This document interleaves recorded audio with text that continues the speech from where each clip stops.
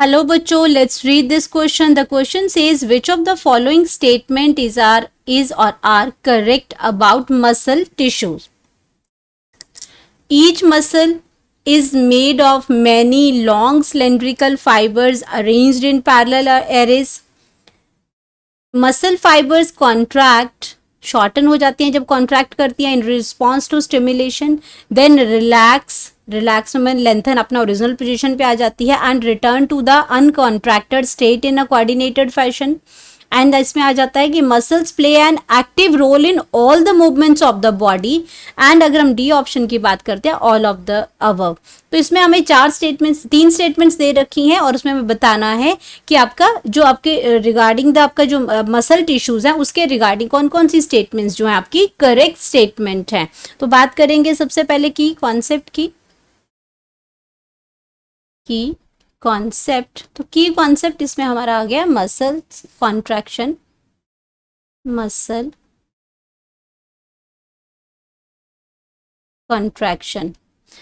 अब इसमें क्या है कि ये मसल कॉन्ट्रैक्शंस की बात हो रही है, तो ये जो आपकी जो मसल्स हैं ये आपकी क्या है, मायोफिलामेंट्स की तरह है. ये आपका क्या है, मायोफिलामेंट्स हैं. ये मायोफाइब्रिल्स भी कहते हैं इनको, मायोफाइब्रिल्स.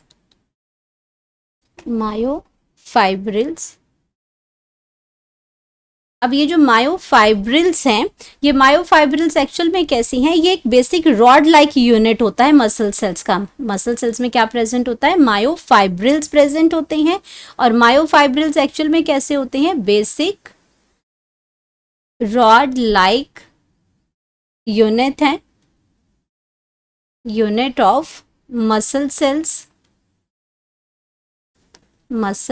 सेल्स के.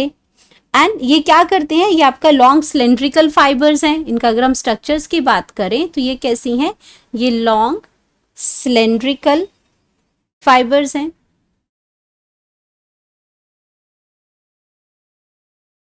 सिलेंड्रिकल फाइबर्स हैं ये, और ये पैरेलली अरेंज होती हैं. ये आपके कैसे अरेंज होती हैं, अरेंज्ड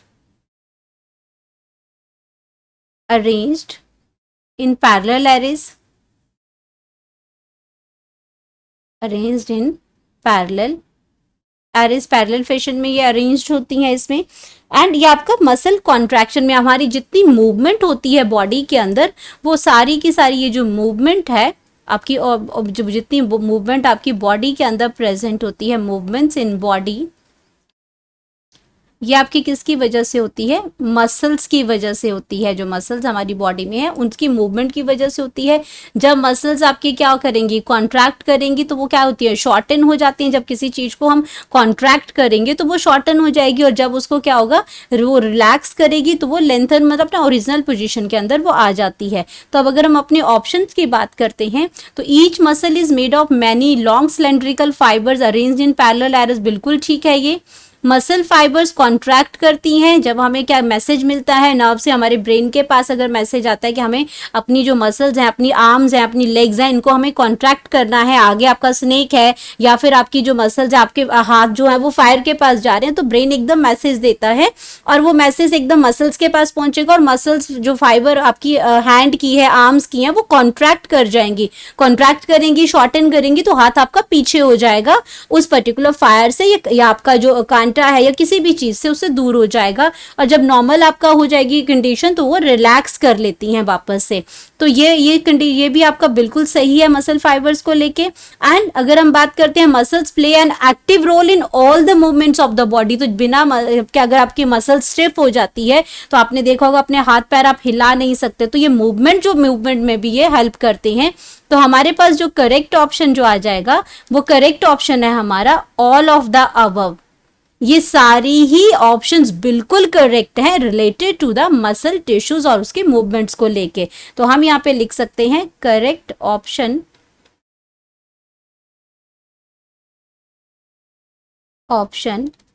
हमारे पास आ गया D, all of the above. Hope you understood it well. Best of luck.